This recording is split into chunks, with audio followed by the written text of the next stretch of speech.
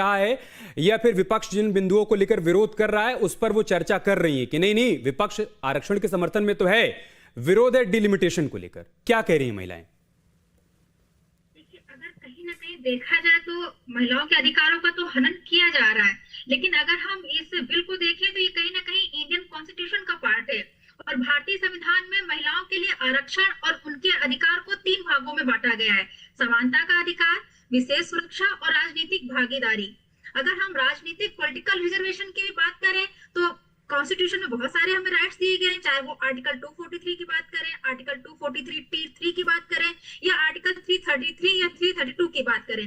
सभी जगह राज्य विधानसभाओं में महिलाओं को 33% सीटों के लिए आरक्षित किया गया है।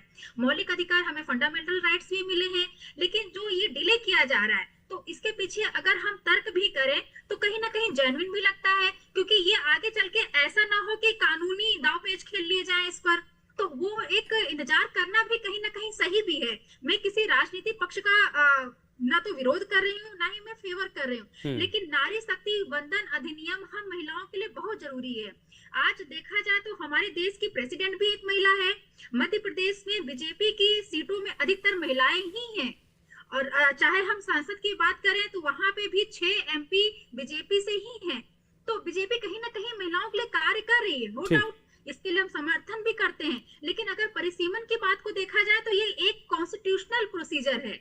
समान प्रतिनिधित्व की अगर हमें जरूरत है तो वर्तमान में लोकसभा और विधानसभा क्षेत्रों में पुरानी जो जनगणना पर आधारित है, आरक्षण लागू करने के लिए पहले की तय करना जरूरी है कि कौन सी सीटें महिलाओं के लिए आरक्षित होगी। अब पार्ट ए में महिलाओं को कितनी सीटें दी जाए, पार्ट बी में पुरुषों को कितनी सीटें जाए, तो ये पुरानी सेंसस से लिया जाएगा। नए सेंसस से अगर ये आधारित किया जाएगा तो मुझे लगता है कि वो कहीं ना कहीं ज्यादा से ज्यादा महिलाओं के फेवर में होगा।